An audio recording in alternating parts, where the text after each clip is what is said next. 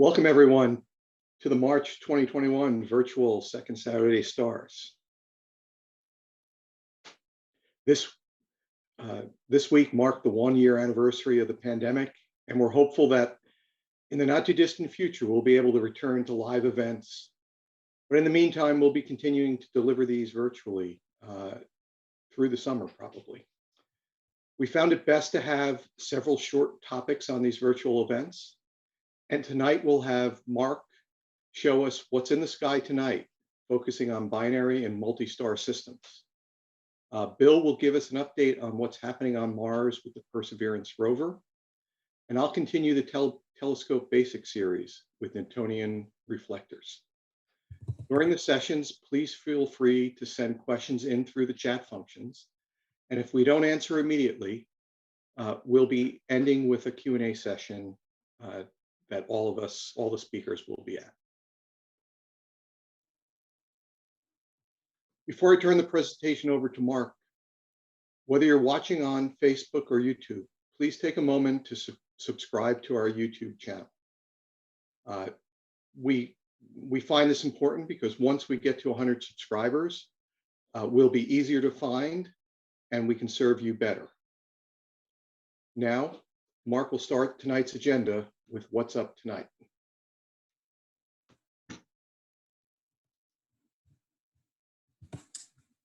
Thank you, John. I'm going to share my screen.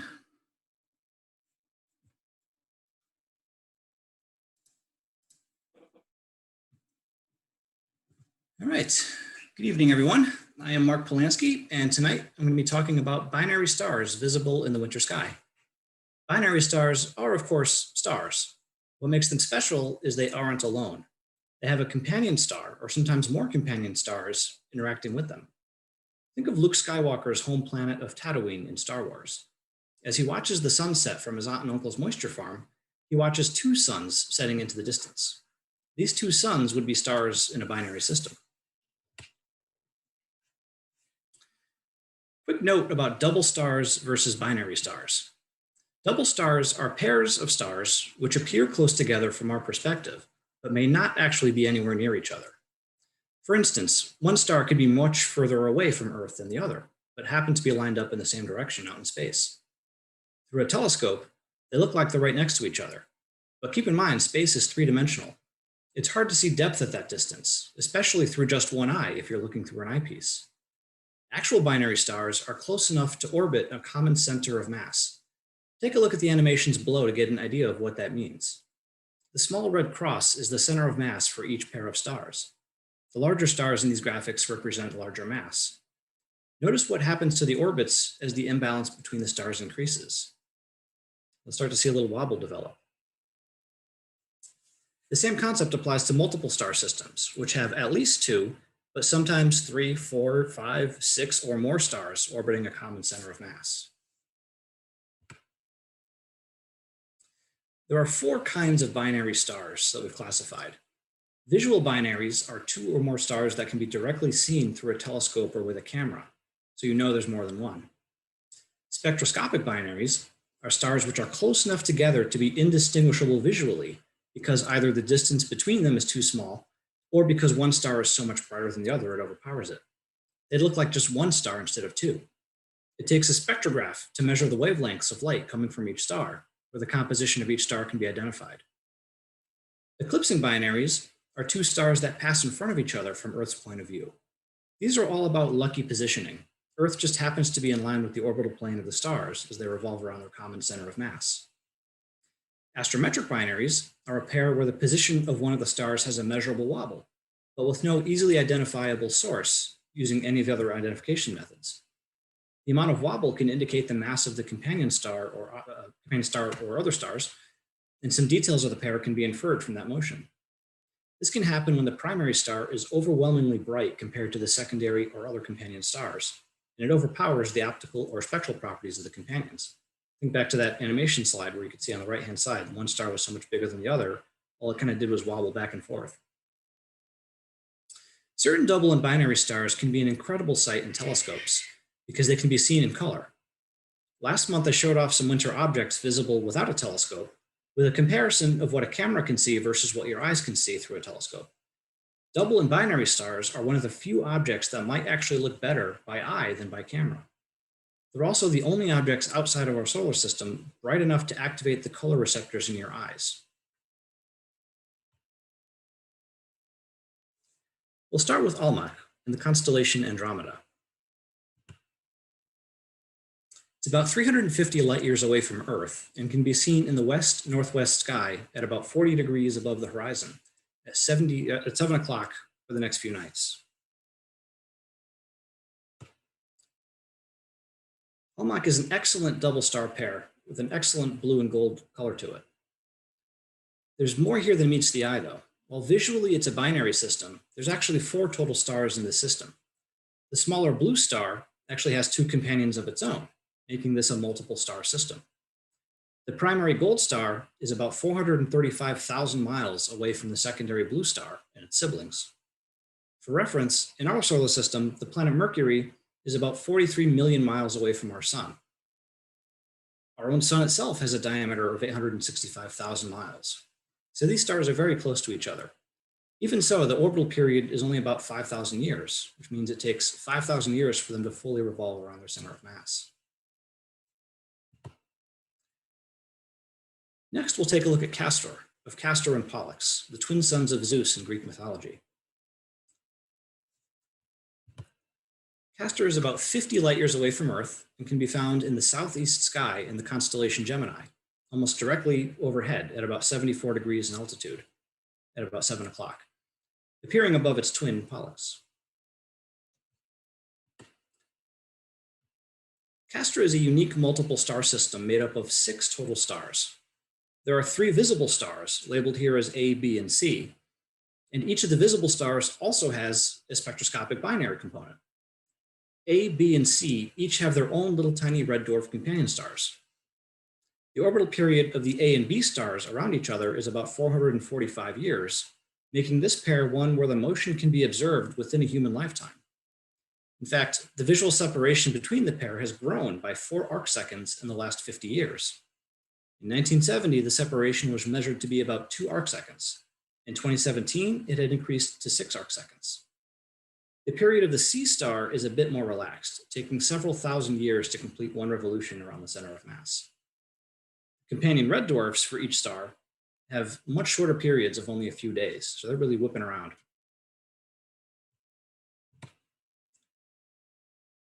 Now on to Rigel, the bright blue counterpart of Betelgeuse in the constellation Orion. Rigel is about 865 light years away and is fairly easy to find below Orion's belt in the southwest sky about 7 o'clock. Rigel is another visual binary, and as with the others, has more to it than what we can see.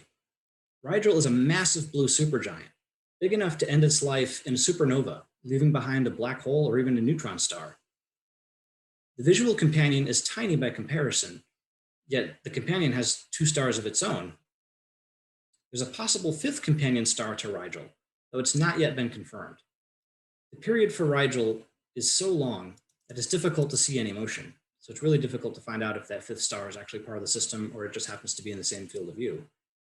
And the other measurements have been inconclusive, like the astrometric and the spectroscopic. The smaller star is about 204 billion miles away from the supergiant, yet it's still gravitationally interacting.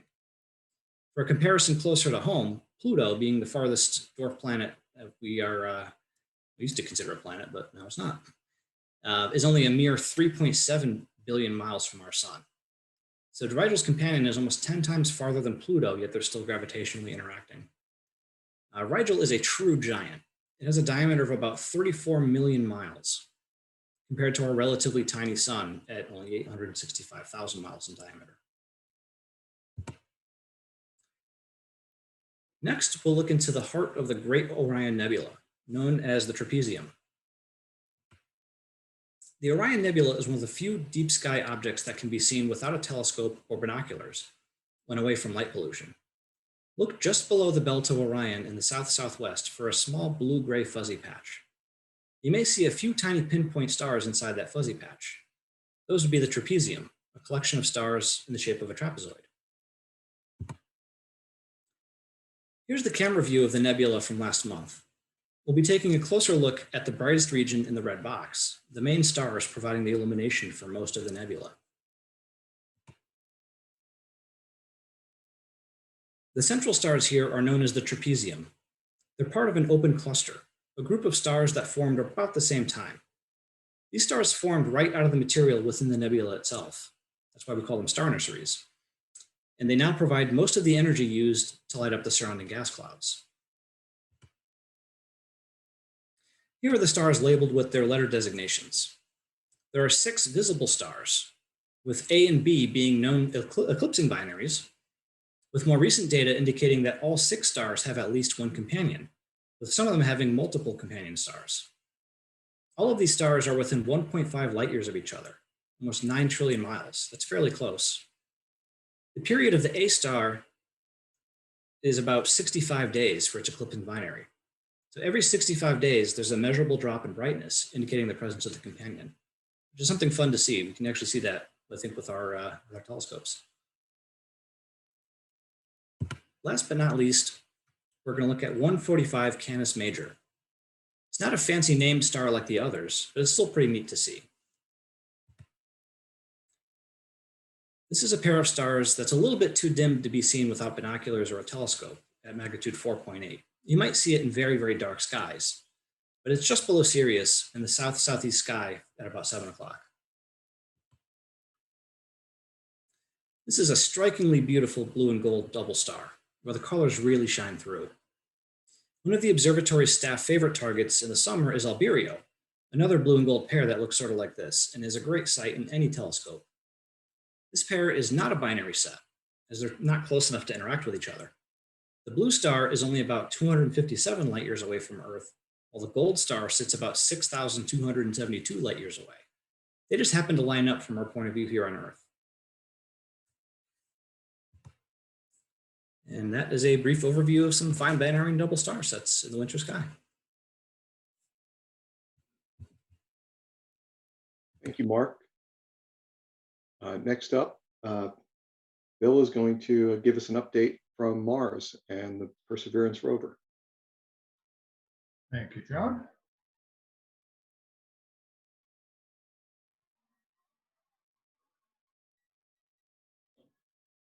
So good evening. If you recall, last month we were looking forward to the landing of the Mars 2020 spacecraft. And tonight we can look back at that landing, a landing that we were able to watch in almost real time, thanks to some cameras mounted on the various components of the spacecraft, and take a look at the whole sequence. So if you recall, we were going to a crater called Jezero. It's on the edge of a vast plain called Isidis Planitia. And scientists believe that this particular crater was flooded billions of years ago and flooded for quite some time. So if there was any possibility of life developing, this would be an ideal place to look. The landing site is about 2,300 miles from the Curiosity rover, which is currently exploring Gale Crater. So right now we have actually 2 rovers on the ground and operational. So just a recap of the landing, which was always a part of the mission where everybody tends to hold their breath because there's not much you can do about it. It's all happens remotely and autonomously. There's an 11-minute delay in communications between the Earth and Mars at this period of time. So all you can do is sit back and wait. So about 10 minutes prior to the spacecraft entering the atmosphere, the crew stage separates. That's that cylindrical gray section. That is the section of the spacecraft that got us to Mars. Had all the power, navigation and guidance systems. And since it's no longer needed, it is discarded about 10 minutes before the rest of the spacecraft hits the top of the atmosphere. So the spacecraft hits the atmosphere at about 12,000 miles an hour and an altitude of a little more than 80 miles. And within the next 7 minutes or so, it has to reach the ground and shed all that velocity in order to have a nice, safe landing. About 4 minutes into the landing, the heat shield has done its job. It shed most of the velocity. We're down to about 1,000 miles an hour now. The heat shield had taken the brunt of the reentry heating, reaching temperatures of several thousand degrees while keeping the components inside the spacecraft at room temperature.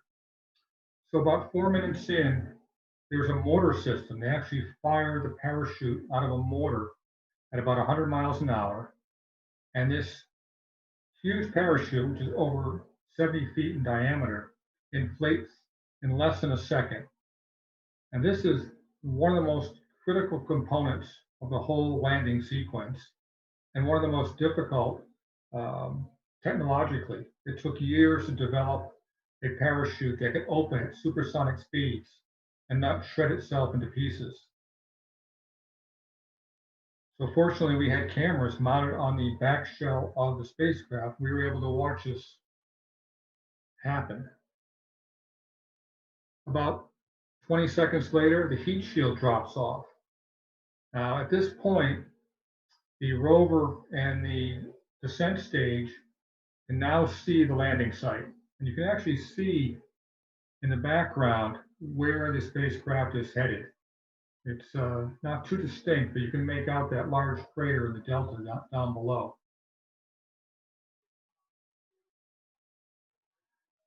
The descent stage separates from the back shell and it carries the rover down to the surface. You can actually see in the background where the spacecraft is headed. It's not too distinct, but you can make out that. Okay. So here's a picture from the rover looking up. That's a descent stage with its 8 rocket engines, and it is lowering the rover onto the surface on 21-foot-long cables. And that squiggly-looking cable is actually an umbilical cord. So the descent stage is sending down information to the rover via that cord. And from the descent stage looking down, you can see it lowering the rover. The wheels have been extended and locked into position. And the rover is ready to be set down on the surface. And you can see that the area around the rover is being scoured by the 8 rocket engines. So this is a view from orbit. This was taken by the Mars Reconnaissance Orbiter. It shows the rover, that little tiny white rectangle in the middle of the picture. And you can see on either side of the rover, the ground has been scoured. The dust has been removed by those rocket engines. Now, one of the things that was new on this particular spacecraft was something called terrain relative navigation. So the spacecraft was actually taking photographs of the ground as it was coming down, comparing the pictures to what it had stored on its onboard computer and deciding where it could set down safely. And this is a hazards map. The red areas are places you don't want to land. The blue areas are places that the scientists considered safe areas. So you can see that the system did its job, put itself and the rover down in a nice, safe spot there.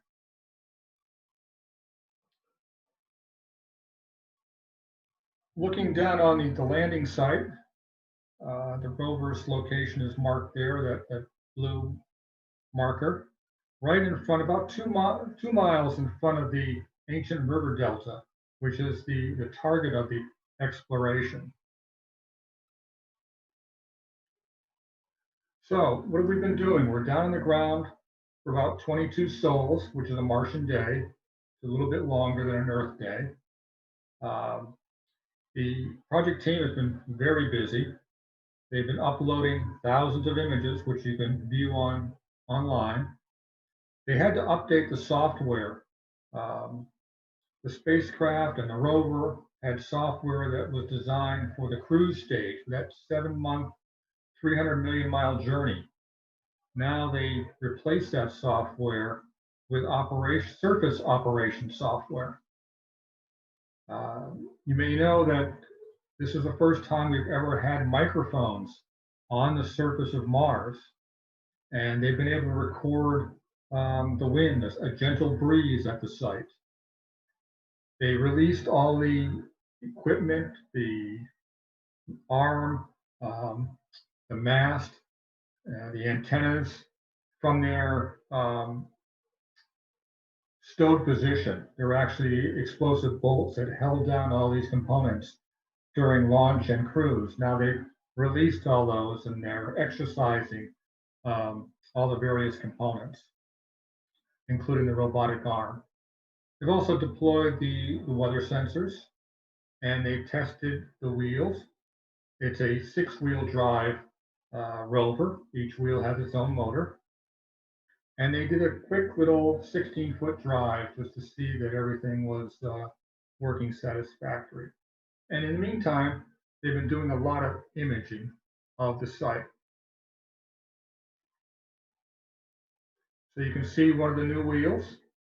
If you remember the wheel design for Curiosity, they had a lot of difficulty with the wear and tear of the wheels.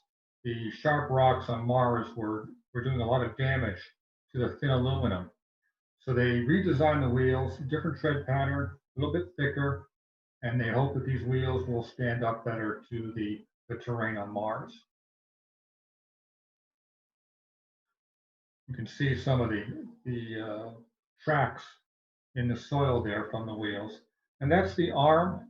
It's like a human arm. It's got various joints. It's got a shoulder, an elbow, wrist.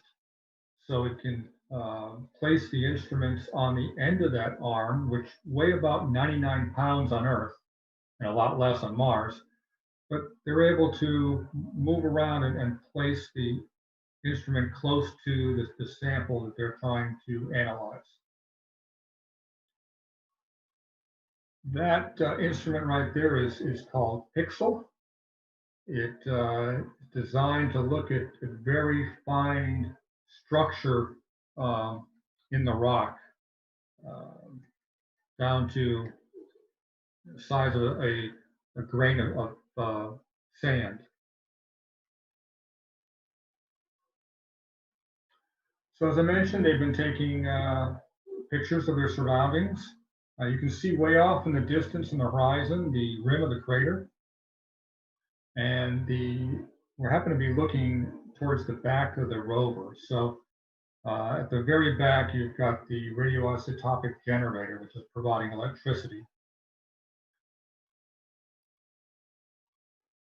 And the cameras are much more capable on this particular rover than what we've ever sent to Mars before. They can do 3D, they are all basically color cameras, and they've got tremendous zoom capability. So in this particular case, the rover was testing on its camera and decided to look at that rock way over there circled in yellow. And you can see, even from quite a distance, it can make out details on the rock as far as whether it's been shaped by the wind or even potentially what it might be comprised of. So what the rover team has been working on recently is they want to get to the delta. You can see that yellow path. Eventually they want to get up on the delta, do a lot of work, and potentially work their way towards the mouth of the river that fed this particular area.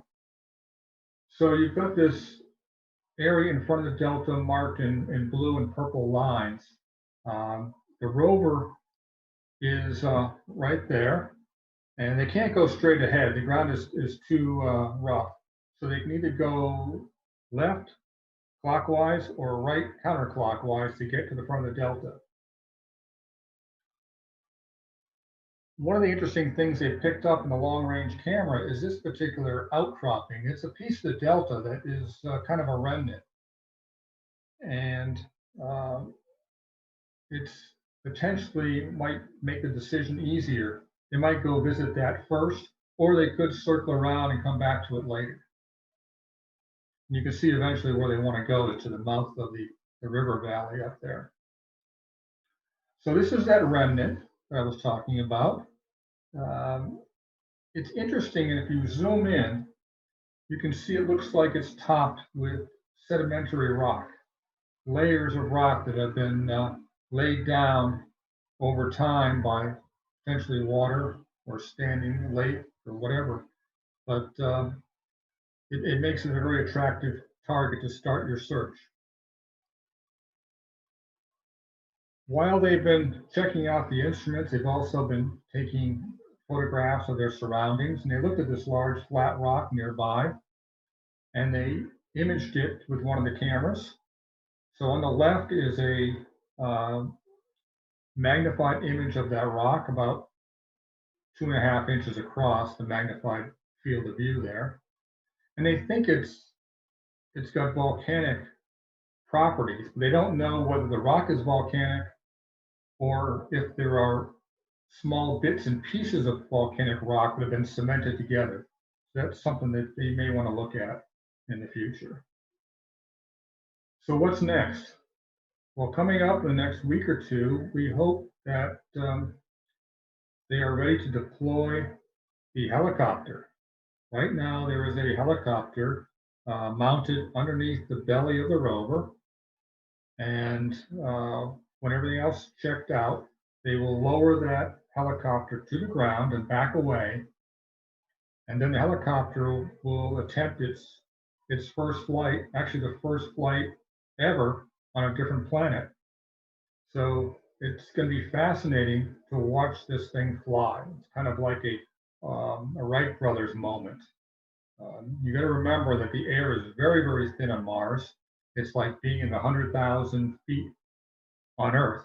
The air is so thin. So they had to design the rotors to operate in that type of very, very thin air. So if successful, this type of device could be very useful in the future as far as scouting out interesting locations or going places that rovers or people can't go.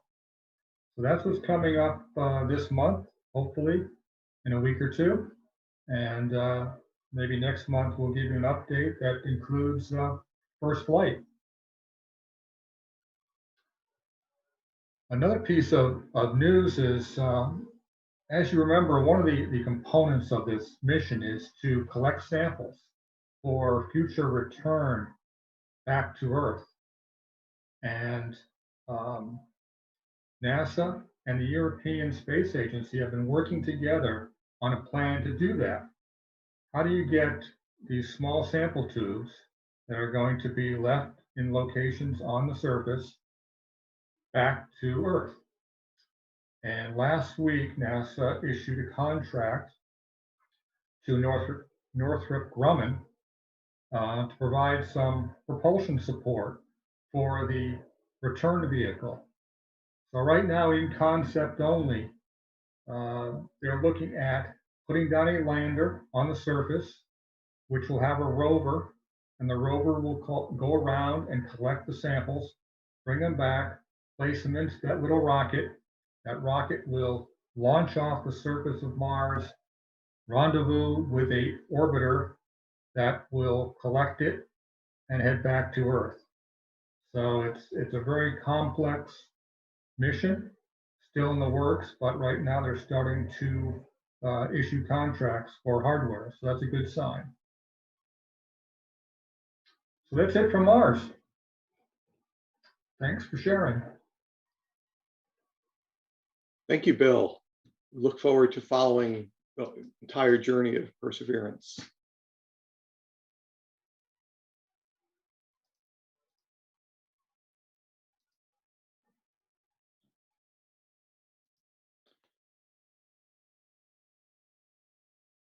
Now on to Telescope Basics Part 2. Last month, we covered refractors, optical tubes with a lens as the objective. And tonight, we'll take a look at another type of optical tube, Newtonian reflectors. As a reminder, there are three primary parts of a telescope system: the optical tube, the mount, and the eyepiece. And we're focused on different types of optical tubes at this part in the series. Before we learn about Newtonian reflectors, let's review some basics. The purpose of a telescope is to collect and focus light. The larger the objective, the more light it collects, and the better the image we can see. The diameter of the objective is called the aperture. And when we describe a 6-inch telescope, that means its objective is 6 inches in diameter. The focal length is the distance from the objective to the point where the light is focused. The same aperture objective can be made with different focal lengths based on the angle of light leaving the objective. Focal ratio is a measure of that angle and is defined as the focal length divided by the aperture, and is also referred to as the speed of the objective. It's really important to remember, though, that even though some telescope manufacturers market using magnification, that's really not a characteristic of the telescope alone. Magnification is defined as the telescope focal length divided by the eyepiece focal length.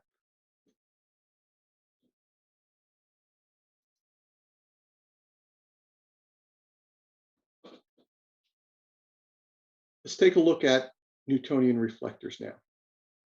They are characterized by having a concave primary mirror at the bottom of the optical tube and a flat diagonal secondary at the top.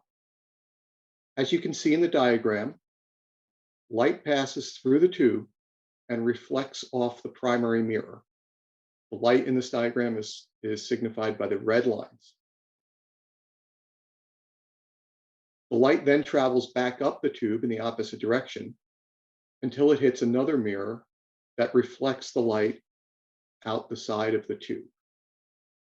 Without the secondary mirror, a viewer would need to place their head in front of the tube to see the image and would block the light coming from the sky. This is called a Newtonian reflector because the first practical one was built by Isaac Newton in 1668. He wasn't the first to think about using a mirror for a telescope, but he was the first to successfully build one using a spherical mirror made of polished speculum metal. Speculum metal is an alloy made from copper and tin. Refractors, as a reminder, are made with lenses, and they suffer from an optical aberration called chromatic aberration, or changes to the color. Making a reflecting telescope helped Newton prove his hypothesis that white light is made of multiple colors.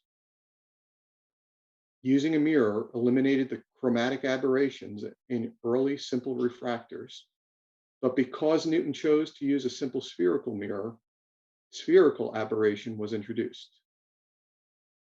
In 1721, a telescope was made with a parabolic mirror, and then reflectors became more popular and began to quickly increase in size. William Herschel used one to discover Uranus in 1781, and also built the largest to date, a 48-inch objective with a 40-foot focal length in 1789. That behemoth remained the largest until 1845, when an even larger 17-inch Rosse telescope was built in Ireland. One of the problems with reflectors of the day was the speculum metal used for the mirrors. It was only 60% reflective and tarnished very quickly. Telescope makers of the time found that it was best to make two mirrors for each telescope so that while one was in use, the other could be repolished. This changed in 1857 when a new process was invented to deposit an ultra-thin layer of silver on a ground glass substrate. The result was a mirror that tarnished much, much more slowly and reflected 90% of the light. In modern times, Newtonian reflectors became popular in the 1960s when John Dobson designed an inexpensive and highly capable Newtonian reflector. We'll look at an example of that later.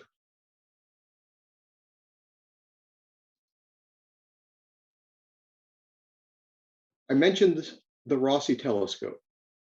That was nicknamed the Leviathan of Parsonstown. This was built in 1845 and has a 72-inch speculum metal mirror. If you look closely, you can see the man looking through the eyepiece at the top of the tube. Obviously, this is an incredibly large and difficult to use telescope.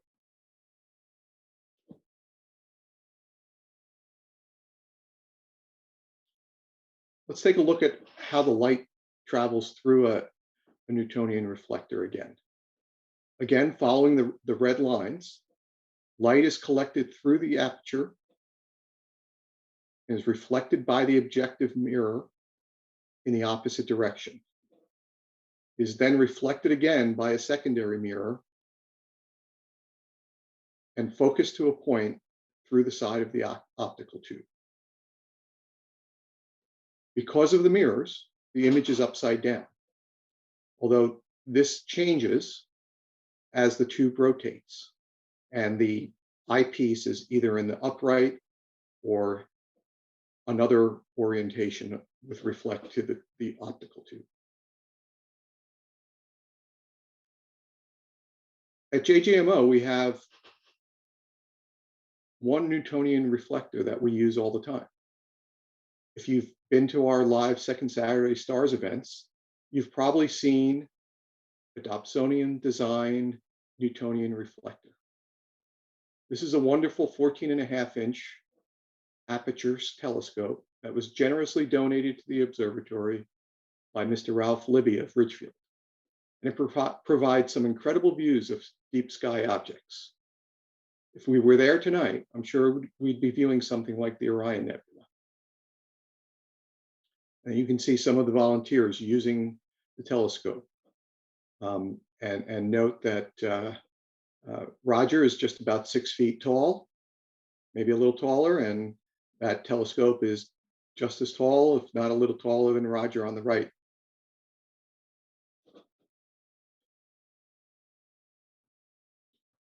Thank you all. All the speakers are now available to take your questions. Please keep in mind that there is a bit of a delay, so bear with us. You have 2 questions for Bill. One comes from Ben, who asks, is there an estimate of how long the journey to the mouth of the river will take? No estimate, and there may be some unofficial estimates that they're trying to get to the mouth of the river during the prime mission, which lasts 1 Martian year or roughly 2 Earth years. But as we saw with the Curiosity rover, they get easily distracted when they find something really interesting. So they can spend months in a single location before they move on. So the original intent was to get all the way across the delta within a Martian year, but I'm sure as soon as they start coming across some interesting targets, that schedule will go out the window. This question comes from Emily. She says, so fascinating, Bill, thank you. Have pictures of the Mars night sky come back yet? No, I have not seen pictures of the night sky. I know they're going to take them. And I can check and maybe get back next month if I find any interesting pictures. But I'm sure we will eventually see some, at least of the 2 Martian moons that are almost always in the night sky. And maybe we'll actually get an image or 2 of of Earth, which I've also seen taken from the surface of Mars. So I haven't seen it yet, but it might be on the schedule going forward.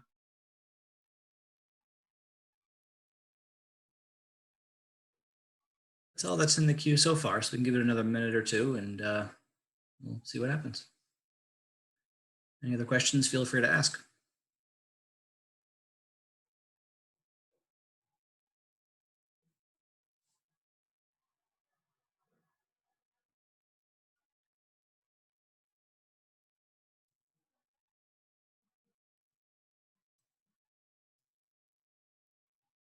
And just to fill some dead air time, I guess, we're thinking about shifting the time for next month to 8 o'clock instead of 7 o'clock to keep up with daylight savings time, as the sky will be brighter at 7 o'clock, which isn't really great for observing. Hopefully we'll be able to bring some live telescope views if it's a clear night. We'll likely have another segment of what's up in the sky. Hopefully we'll have another telescope basics session with John. And hopefully later in the year, we'll be able to see most of you in person again.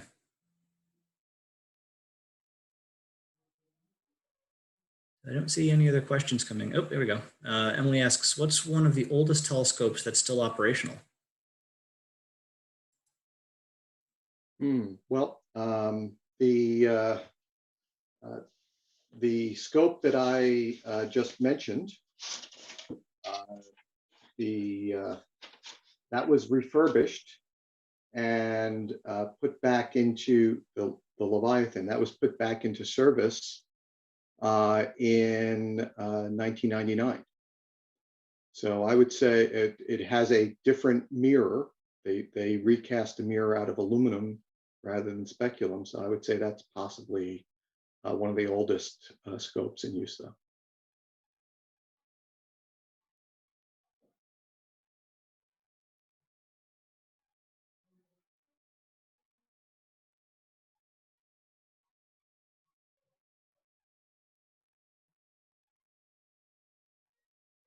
Looks like that might do it.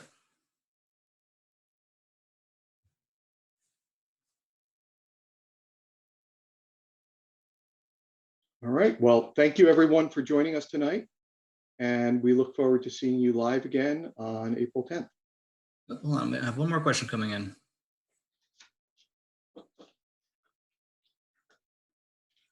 Emily asks, how far along is the telescope that's being built in South America? I don't know the answer to that, but I'm going to ask Bill if he does by any chance. I think they're still casting components. I believe it's talking about the multi-mirror telescope, and those components are actually cast in Arizona. If you ever happen to be at the University of Arizona and drive by the football stadium, underneath the football stadium is a mirror casting facility. And in that facility, they have giant ovens, and they put in the glass for the mirrors, and these ovens heat the glass up and melt it, but they also spin so that they actually create a curvature in the surface of the mirror. And I believe that's where all the components of the telescope in Chile are being cast. And I can't remember if they've cast 3 mirrors so far. But it takes a long time, not only to cast the mirror, but then to cool it down very slowly. And then it takes sometimes more than a year to polish it. So it's coming along, not as quickly as we might like, but I believe at least 3 of the mirrors for the telescope have been cast in some form. So I read last week about it that they were making up some time and were expecting a first light test around November of this year, but still 2 years away from fully operation. Great, thank you, Bob. Lauren asks, what would planets around multiple stars, or how would planets around multiple star systems behave? How would they be affected by the gravitational pull of all the stars?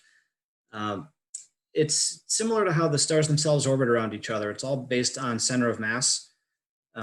Stars are formed out of large clouds of gas and dust that coalesce. And once they coalesce to a point where they have their own gravity, they attract more dust and more gas. And eventually that coalesces and the gravity pulls them together enough to start fusion.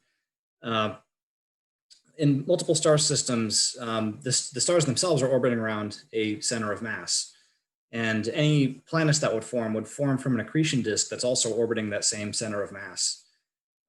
So if they were stable enough, if they were in orbit stable enough to form planets to begin with, the orbit would likely just orbit the center of mass of both of those stars. So it behaved just like an ordinary solar system, but there would be two offset stars in the middle rather than one big star in the middle or one star in the middle like ours.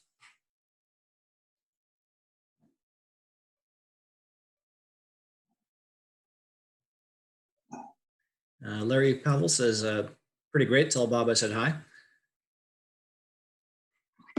Thanks.